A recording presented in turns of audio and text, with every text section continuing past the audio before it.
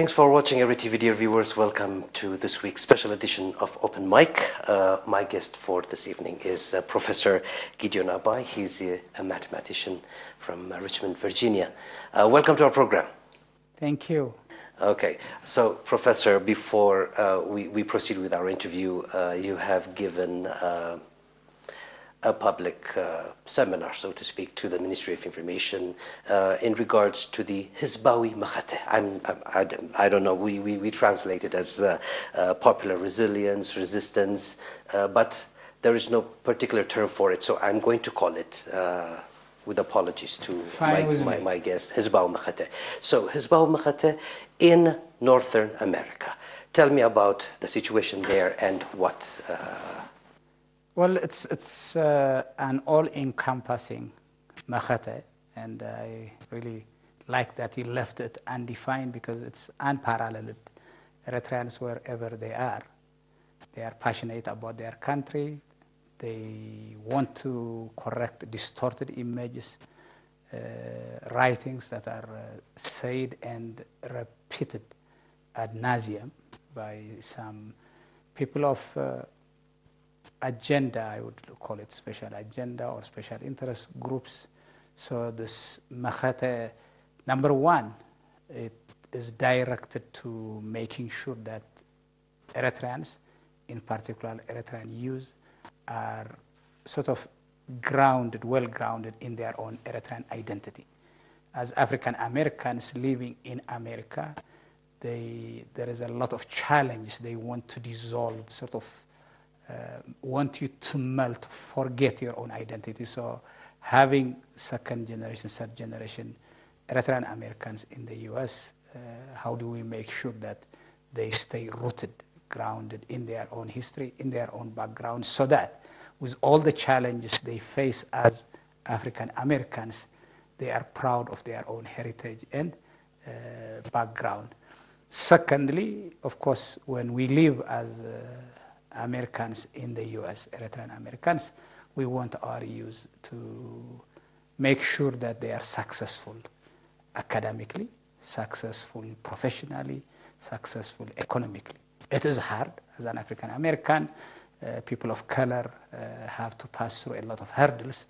So we want to make sure that to build successful youth in all aspects of life.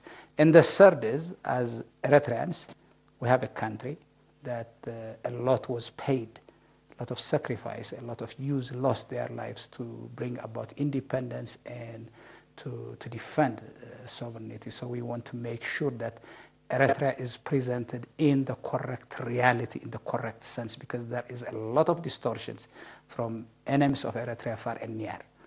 So as Eritrean Americans, we want to make sure that Eritrea's image is presented in the real light. Because the challenge is first and foremost, the first axiom is that as Africans, they consider us as if they are cannibals. So every distortion that we encounter in the US or those in Europe, the view of the North, the view of the US-led world is that Africans are cannibals and they are capable of doing or committing any crime under the sun, which is far from the reality. The hospitable, the generous, the society that have values unparalleled, a friendly nation, friendly people to be presented in this North Korea of Africa type of narration. We have to fight it because it is us. So as African Americans, first and foremost, we have to fight for our dignity. Secondly, we have to fight for the proper presentation of our population in light of that racial sort of laced narration that we all blacks are presented. But on top of that, since we had enemies near and far that really wanted to misrepresent us, we have been misrepresented when we were fighting for our war of independence. We have been misrepresented during the Wayana War of the 1980s to 2000, and still to this very day, there is this misrepresentation of a people, of a population, of a government, or organizations that, let alone for people who don't know us, even for people who know us, are tempted to be influenced by all that negative narration of what you call main media. And so that is this whole Hizbaw Makhate has multi-dimension in a sense, even though I'm trying to summarize it in 3 aspects of it. But it's Makhate. It's a word that you cannot distill into an English word. There are several English words we cannot translate appropriately into Tigrinya, so I'm one of those. Let that word Makhate be part of our English dictionary. I totally agree, Professor. I'm going to come back to the seminar that you've given us.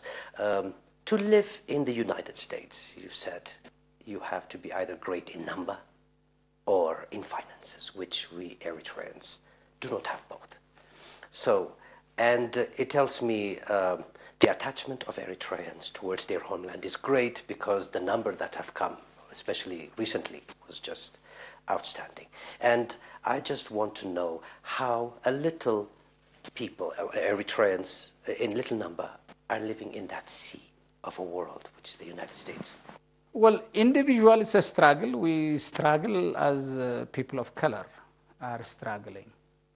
Politically, of course, as you mentioned, the U.S. political system cares about 2 things. You either have massive numbers that they could count on you to help them pass the mark or give them the majority that's needed to win, or you have to have a padded pocket, and that padded pocket never gets filled, and we don't have a resource for them. So how do we make for it? By working hard and making sure that every Eritrean is an ambassador for his country, so that it is for our little number, for our meager resources, it is multiplied by our resilience, by our continuous engagement from the young to the old, men and women, from those of us who live in rural areas, those that are in the main cities, from taxi drivers to vendors who sort of have small business in city corners. We consider ourselves ambassadors to represent our population, to speak the plight of our population that's repeatedly has been served misjustice, injustice on Eritreans is unparalleled in history. There are people who had passed through genocide and other things, I agree, in the past. But for us, among 53 African countries that were formed because of colonialism, we were the only ones that were denied our independence. Why? It gives you the whole picture. It is not today's government's fault. It is not yesterday's government's fault, but by our strategic location on this strategically important Red Sea region. Those who want to control, dominate the world don't want Eritrea to decide for themselves. They don't want Eritrea to chart its own independent path. So repeatedly we have been wronged. We were wronged by the US, we were wronged by the European Union, we were wronged by the UN, the African Union, you name it. So Eritrea, yesterday, today, and tomorrow have to depend on its own people, its own children, and we play a very minor, small role compared to what the population here inside the country is doing. So for us, it is a national duty. While we are there, Eritrea's image shouldn't be distorted. Eritrea's image should not be vilified or sullied, as if you may. So in the 1940s, maybe there were no Eritreans there when people like Ibrahim Sultan were trying to defend Eritrea in the UN. Today, we are bigger in numbers, so that encourages us to continue that Hizbaw Makhate and sort of fighting for our right. We're not fighting to take people's rights, others, but we don't want people to step on our toe. So we try to work in tandem with our population here that is bearing the heaviest burden or playing a lion's share. So we, in the US, we don't consider ourselves doing anything more than what an Eritrean anywhere is not doing. But since we are in the midst of this epicenter of this world domination in the form of U.S. government, the U.S. population, we are part and parcel of it, and we have admiration, we have respect, nothing else. But the U.S. political system, particularly the special interest groups, do not want to see small countries like Eritrea succeed. So should we let this small, but for us, our world, because even though it's small for us, it is our world. This Eritrea has to be defended tooth and nail, and that's what we're doing. Okay. Professor, the Eritrean people are a people of identity, values, culture, and especially passion. My question is directed to how are a people with values such as these living in a world like that, and how is this reflected there? And I just want you to mention a few of the hurdles, the trouble that they face. Well, it is tough when you are vilified culturally, when you are vilified religiously, when you are vilified politically. If you are not well grounded on your own history and you don't have a solid knowledge of your own culture and value and are able to fend it off, it could throw young minds. And this is a well-designed mission in order to confuse the youth so they could turn their back on their own population. And it's done. The WikiLeaks are clear. Diaspora Eritreans come here, stay 3 weeks, 4 weeks, but they are willing to give their neck. So let's try to infiltrate the Eritrean communities and basically reshape them in our own image, is what the WikiLeaks say. So this is a well-designed, coordinated attack. But the youth, organized in the form of YPFDJ, National Union of Eritrean Women, and many other organizations are not willing to accept this false narrative about people of culture, people of value. So living there is difficult, particularly for those who are born and raised there. Because mind you, a history lesson, a civics lesson, you are going to give examples, in a negative example of your own country, that when you come here to visit as a youth, it's a different country, because they want to scare you so that you do not visit your own country. They want to scare you because they don't want you to have connections with your own people, with your own grandparents, uncles, and aunts. So what you see here when you visit Asmara, Haran, or Masawa is one thing. But what you see in this social media-dominated world is a lot of false narratives. And it is difficult. On top of that, there is another layer that you are black.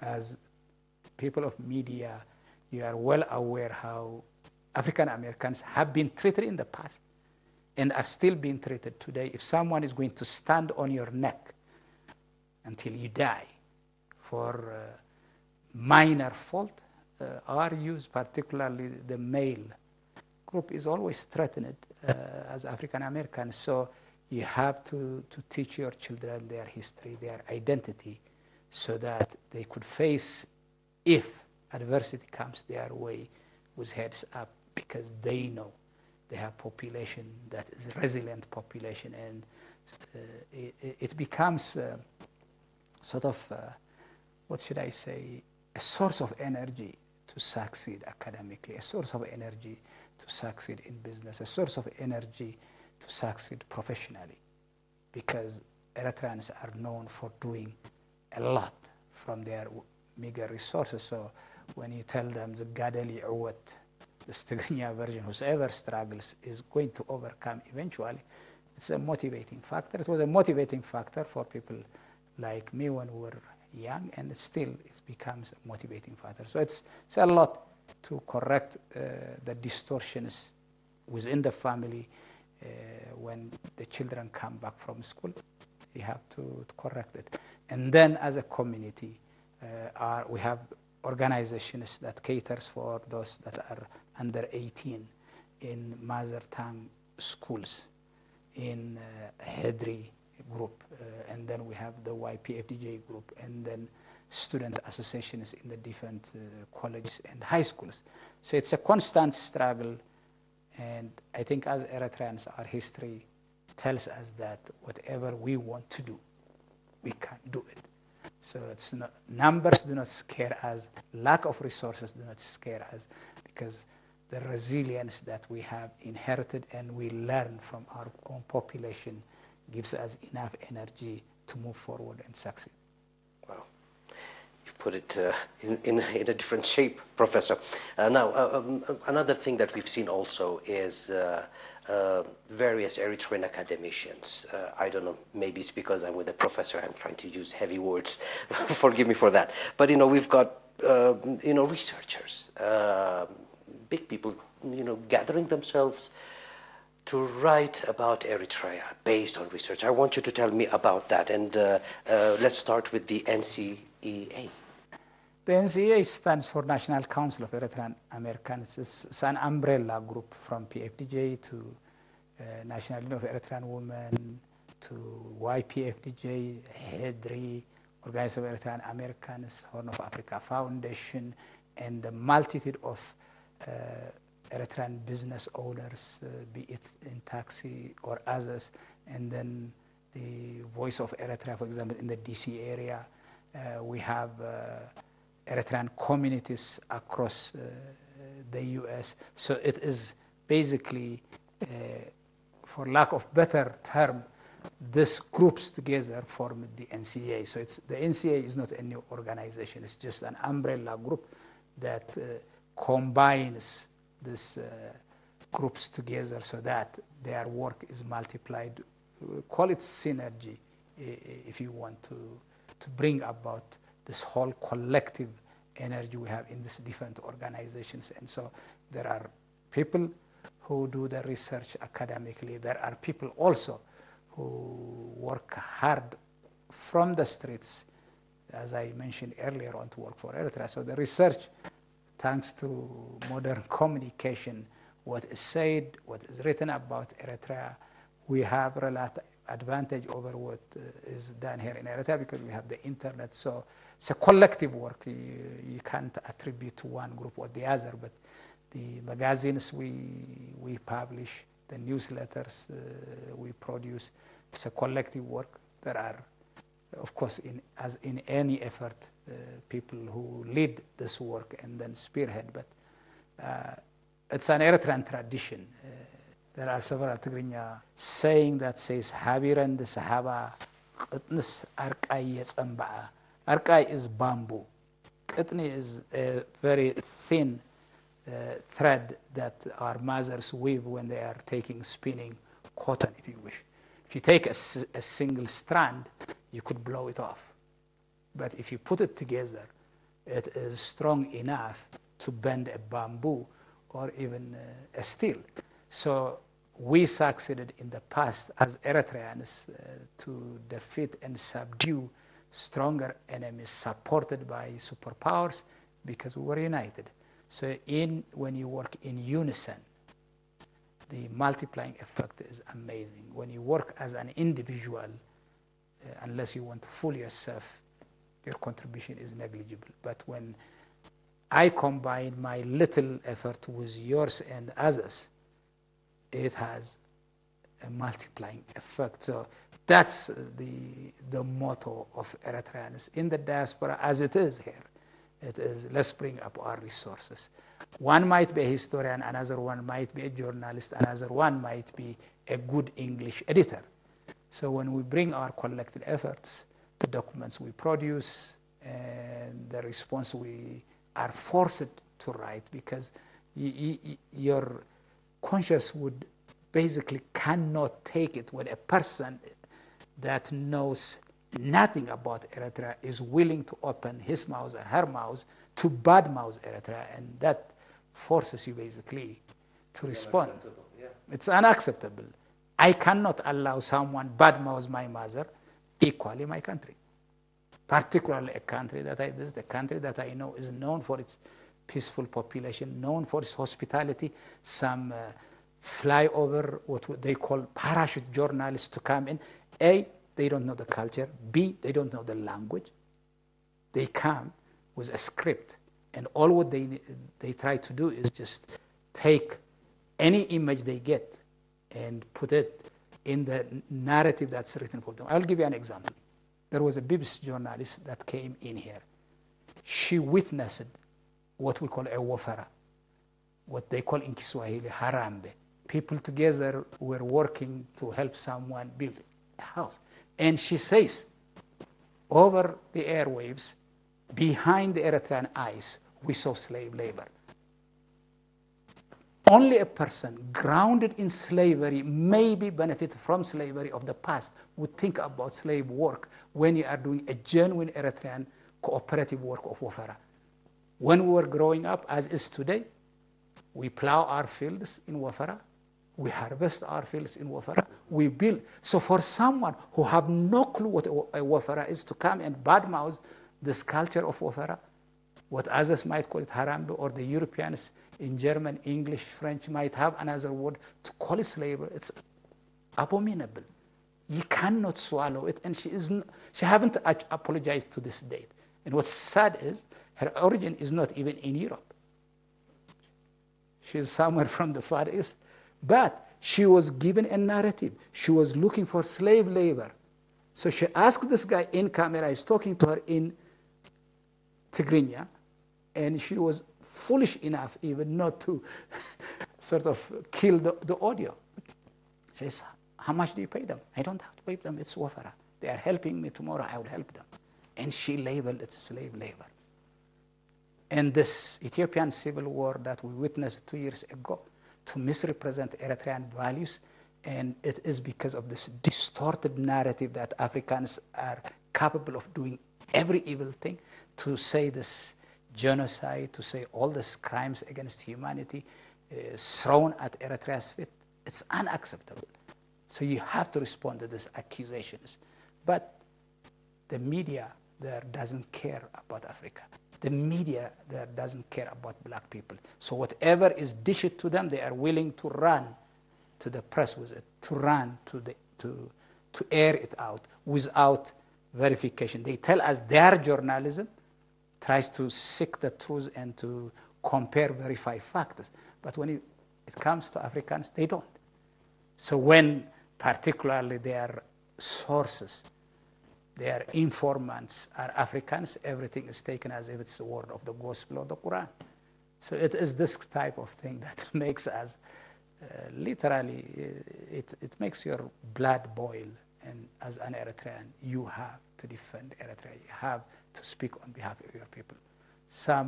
One or two people, in order for their own asylum papers, might say some dirty stuff that's alien to the Eritrean culture, to Eritrean values. So as an Eritrean living there, this sort of forces you to speak up. So what is forcing the Eritreans to speak up? It's a collective effort, you're telling me. Okay, this collective efforts, and I want you to mention quite a few names because I want to use this floor to compliment them, and perhaps even the Twitters, preventing or blocking Simon is basically one of these things. There is this Tigrinya term that says, I think it's what the Tukhul who sings it.